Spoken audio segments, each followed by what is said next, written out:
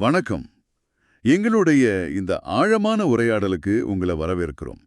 இன்னைக்கு நாம தந்த்ரா வழியில் தாம்பத்தியம் புத்தகத்தோட 2ஆம் அத்தியாயத்துல அதோட 9ஆம் பகுதியிலிருந்து சில முக்கியமான விஷயங்களை கொஞ்சம் ஆழமா பார்க்க போறோம். இதோட மையப்பொருள் என்னன்னா சுய இன்பம், அப்புறம் திருமண உறவுல அதனால என்ன மாதிரி சவால்கள் வரலாம் அப்படிங்கிறது தான். இது வெளிப்படையா பேச பல பேர் கொஞ்சம் தயங்குற ஒரு விஷயம். ஆனா நிறைய பேருடைய வாழ்க்கையில அவங்க உறவுகள்ல ஒரு தாக்கத்தை இது ஏற்படுத்துது. இந்த புத்தக பகுதி இத பத்தி என்ன சொல்லுதுன்னு பார்க்கலாம். சுய இன்பம் செஞ்சா ஆண்மை போயிடுமா, இல்ல கல்யாணம் முறிஞ்சு போறதுக்கு இது காரணமா இருக்குமா? இந்த மாதிரி கேள்விகள் உங்களுக்கும் இருக்கலாம். இல்ல பலவிதமான கருத்துக்களை நீங்க கேட்டிருக்கலாம். இந்த புத்தகம் என்ன பார்வையை முன்வைக்குது, அதுக்கு பின்னால என்ன காரணம் சொல்லுதுன்னு நாம இன்னைக்கு அலச போறோம். வாங்க ஆரம்பிக்கலாம். சரி, முதல்ல புத்தகம் தொடர ஒரு விஷயம், ஒரு பெரிய பயம்னே சொல்லலாம். சுய இன்பம் செஞ்சா ஆண்மை குறைவு வந்துடும் அப்படிங்கிற பயம். புத்தகம் இத நேரடியாவே சொல்லுது இல்லையா? ஆமா ஆமா. ஆரம்பத்திலே அந்த பயம் தேவையில்லைன்னு தெளிவா சொல்லுது. சுய இன்பம்ங்கிற செயல்பாடு நேரடியா ஆண்மை குறைவ உண்டாக்காது அப்படின்னா அடிச்சு சொல்லுது. ஆனா இங்க ஒரு முக்கியமான விஷயத்தையும் சொல்லுது. நேரடி பாதிப்பு இல்லைனாலும் 2 விஷயம் பிரச்சனையாகலாம். ஒன்னு, அத செஞ்சதுக்கு அப்புறம் வர்ற குற்ற உணர்வு. அது மனசளவுல பாதிப்பை ஏற்படுத்தலாம். ஓகே. மற்றொன்று, நீங்க சொன்ன மாதிரி அது செய்யற விதம், குறிப்பா அந்த பழக்கம். அதுதான் ரொம்ப முக்கியம். தொடர்ச்சியா, குறிப்பா ரொம்ப வேகமா சுய இன்பம் செய்யற ஒரு பழக்கம், இந்த பழக்கம் நாளடைவுல என்ன பண்ணுதுன்னா, நம்ம மூளையிலையும் பாலியல் மண்டலத்திலையும் ஒரு குறிப்பிட்ட மாதிரி பதில் சொல்ற முறைய, அதாவது ஒரு ரெஸ்பான்ஸ் பேட்டர்னை உருவாக்கிடுது. ம். இதுதான் பின்னாடி திருமண உறவுல சிக்கல்களுக்கு ஒரு காரணமா அமையுதுன்னு இந்த பகுதி சொல்லுது. சரி, அப்போ அந்த பழப்பழி எப்படி ஒரு பிரச்சனையா மாறுது?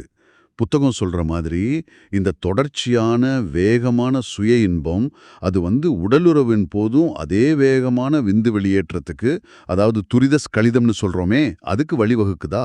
மிக சரியா. புத்தகம் இத பழக்கத்தோஷம்னு ரொம்ப அழகா சொல்லுது. அதாவது இது ஒரு நிரந்தரமான இயலாம கிடையாது. பல வருஷமா ஒரு பழக்கத்தினால ஏற்பட்ட ஒரு குறைபாடு. பல வருஷமா ரொம்ப அவசரமா யாருக்கும் தெரியாம செய்யணுங்கிற பதட்டத்துல, சில சமயம் ஒரு குற்ற உணர்வோடு செய்யும்போது உடல் அந்த வேகமான உச்சகட்டத்துக்கு பழகிடுது. ஓஹோ. நரம்பு மண்டலம் அந்த வேகமான தூண்டல் பதிலுக்கு ஒரு மாதிரி கண்டிஷன் ஆயிடுதுன்னு வச்சுக்கோங்களேன். அப்போ கல்யாணத்துக்கு பிறகு ஒரு நிதானமான சூழல்ல உறவு கொள்ளும் போதும் இந்த பழக்கம் தானா வெளிப்படுது அப்படிங்கிறீங்களா? ஆமா, அது ஒரு ஆட்டோமேட்டிக் செயல்பாடு மாதிரி ஆயிடுறதால, திருமண உறவோட ஆரம்ப நாட்கள்ல கொஞ்சம் பதட்டமான சூழல்ல இந்த பழைய ஸ்டைல் ஈஸியா வந்துரும். அப்போ ரொம்ப சீக்கிரமாவே விந்து வெளியேறிடும். ம். இதுதான் உறவுல பிரச்சனைகளை ஆரம்பிச்சு வைக்குதுன்னு மூலம் விளக்குது. புத்தகம் இது விளக்க ஒரு கொஞ்சம் அதிர்ச்சியான உதாரணம் கூட கொடுக்குது. கல்யாணம் ஆன கொஞ்ச நாள்லயே பிரிவு ஏற்பட்ட ஒரு சம்பவம். மணமகன் ஆண்மையற்றவன்னு மணப்பெண் சொன்னதா சொல்லுது. இது எப்படி முதல் சில தடவையிலேயே இப்படி முடிவுக்கு வர முடியுமா? எங்கதான் அந்த புத்தக பகுதி ஒரு எப்படி சொல்றது, ஒரு சிக்கலான உளவியல் பார்வைய கொண்டு வருது. அந்த பெண்ணுக்கு கல்யாணத்துக்கு முன்னாடி ஒரு நீண்ட கால காதலுறவு இருந்திருக்கு. வாஹா. பாலியல் அனுபவமும் இருந்திருக்கு. ஓஹோ.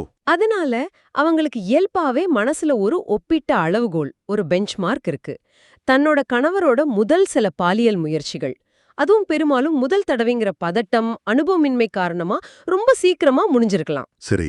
அத அவங்க தன்னோட முன்னாள் காதலரோட அனுபவத்தோட ஒப்பிட்டு பாக்குறாங்க.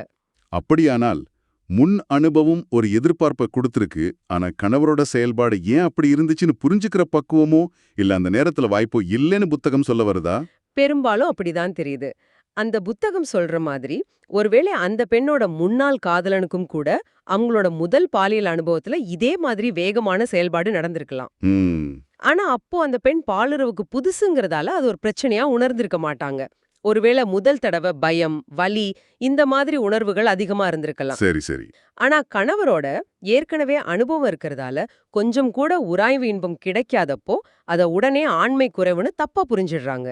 அனுபவம் இல்லாத ஒரு ஆணுக்கு முதல் இரவுல இருக்கிற பதட்டம், பெண்ணோட உடலை நெருக்கமா பாக்குறதால வர்ற கிளர்ச்சியோட வேகம், இதெல்லாம் கூட துரித ஸ்கலித்தத்துக்கு ஒரு காரணம்னு அவங்க உணரல போல. அதுதான் முக்கியமான பாயிண்ட். முதல் சில தடவை வர்ற இந்த வேகமான வெளியேற்றம்ங்கிறது அனுபவமின்மை, பதட்டம், சில சமயம் இந்த பழக்க தோஷம் இதனால இருக்கலாம். ஆனா அத நிரந்தர ஆண்மை குறைவுன்னு உடனே முடிவு கட்டிடுறது தான் பிரச்சனையை பெருசாக்குது. ஆனா புத்தகம் எல்லா கல்யாணமும் இப்படி உடனே உடையறதில்ல, ஆனாலும் இந்த பிரச்சனை ஒரு நிழல் மாதிரி தொடருதுன்னு சொல்லுதே.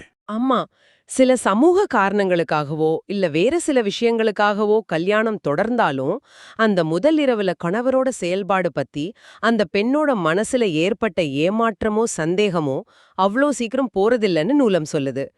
என் கணவருக்கு சரியா முடியல அப்படிங்கிற எண்ணம் ஆழ்மனசுல பதிஞ்சிடுச்சுன்னா அது பின்னாடி உறவுல பெரிய விரிசலை உண்டாக்கலாம். இல்ல குழந்தைக்காகன்னு தொடரும்போது கூட அந்த இல்லற வாழ்க்கைய ஒரு திருப்தி இல்லாத, சில சமயம் ஒரு போர்க்களம் மாதிரி மாறிடலான்னு ஒரு அபாயத்தை சொல்லுது. குறிப்பா பாலியல் முன் அனுபவம் இருக்கிற ஒரு பெண்ணுக்கும் சுய இன்பத்துல வேகமான பழக்கத்தை மட்டும் வச்சிருக்கிற ஒரு ஆணுக்கும் கல்யாணம் ஆகும்போது தான் இந்த சிக்கல் ரொம்ப அதிகமா தெரியுதுன்னு புத்தகம் தனியா சொல்லுது. ஏன் இந்த குறிப்பிட்ட ஜோடிக்கு மட்டும் இப்படி? ஏன்னா இங்க எதிர்பார்ப்புக்கும் யதார்த்தத்துக்கும் நடுவுல ஒரு பெரிய கேப் உருவாகிடுது. பாலியல் திருப்தியை பொறுத்த வரைக்கும் பெண்ணோட அனுபவம் அவங்களோட திருப்தி ரொம்ப முக்கியம் இல்லையா? ம் முன் அனுபவம் இருக்கிற பெண்ணுக்கு பாலியல் உறவு எப்படி இருக்கணும், எவ்வளவு நேரம் நீடிக்கணும்னு சில எதிர்பார்ப்புகள் இயல்பாவே இருக்கும். ஆனா ஆணோ தன்னோட வேகமான சுய இன்ப பழக்கத்தால அந்த எதிர்பார்ப்பை பூர்த்தி செய்ய முடியாத நிலையில இருக்காரு. ஓ இது ஆரம்பத்திலே அதிருப்திக்கும் ஏமாற்றத்துக்கும் வழிவகுக்குது. அப்படியானால் ரெண்டு பேருமே அனுபவம் இல்லாதவங்களா இருந்தா, இல்ல ஆணுக்கு மட்டும் அனுபவம் இருந்து பெண்ணுக்கு இது முதல் தடவையா இருந்தா இந்த பிரச்சனை அவ்வளவா வராதுன்னு புத்தகம் சொல்லுதா? ஆமா, அந்த வித்தியாசத்தையும் மூலம் காட்டுது. ரெண்டு பேருமே புதுசுன்னா ரெண்டு பேருக்குமே ஒரு அளவுகோல் இருக்காது. இல்ல ஆணுக்கு அனுபவம் இருந்து பெண்ணுக்கு இல்லனா ஆண் உறவை வழி நடத்த வாய்ப்பு இருக்கு. பெண் அதை ஒரு புது அனுபவமா எடுத்துக்கலாம். ஆனா பெண் அனுபவத்தோட இருந்து ஆண் இந்த பழக்க தோஷத்தோட வேகமா இருக்கும்போதுதான் அந்த ஒப்பீடும் அதனால வர்ற அதிருப்தியும் ரொம்ப தீவிரமாகுது. இது ஒரு பக்கம் இப்படி பிரச்சனைகளை பத்தி பேசினாலும், இன்னொரு பக்கம் இதே புத்தக பகுதி சுய இன்பத்தோட நன்மைகளையும் சொல்லுது. அது எப்படி இந்த பிரச்சனையோட பொருந்துது? சுய இன்பம் இயற்கையானது, மன அழுத்தத்தை குறைக்கும், புரோஸ்டேட் புற்றுநோய் வராம தடுக்க உதவும், கவனத்தை ஒருமுகப்படுத்த உதவும்னுலாம் சொல்லுது. இது ஒரு மாதிரி முரண்பாடா இல்லையா? இது ஒரு மிக முக்கியமான கேள்வி. இங்கதான் இந்த பகுதியோட ஒரு நுட்பமே இருக்கு. இது சுய இன்பம்ங்கிற செயலுக்கும் அது செய்யப்படுற முறை அல்லது பழக்கத்துக்கும் நடுவுல இருக்கிற வித்தியாசத்தை ரொம்ப அழுத்தமா சொல்லுது. சுய இன்பம்ங்கிறது அடிப்படையில ஒரு இயற்கையான, பல நேரங்கள்ல தவிர்க்க முடியாத உடல் மற்றும் மன தேவைன்னு சொல்லுது. குறிப்பா இளம் வயசுல வர்ற பாலியல் அழுத்தங்களை ஒரு ஆரோக்கியமான வழியில வெளியேற்ற இது ஒரு வழி. மன அழுத்தத்தை குறைக்கும், கவன குவிப்புக்கு உதவும்னு சொல்றீங்களே, அது எப்படி? பாலியல் திருப்தி இல்ல, உச்சகட்டம் அடையும் போது உடம்புல சுரக்கிற என்டோர்பின்கள் மன அழுத்தத்தை குறைச்சு ஒரு அமைதியை கொடுக்குது. அதே மாதிரி பாலியல் எண்ணங்களால கவனம் சிதறும் போது சுய இன்பம் மூலமா அதை தற்காலிகமா நிறைவு செஞ்சுட்டா திரும்ப வேலையிலயோ படிப்புலயோ கவனம் செலுத்த முடியும்னு ஒரு பார்வை இருக்கு.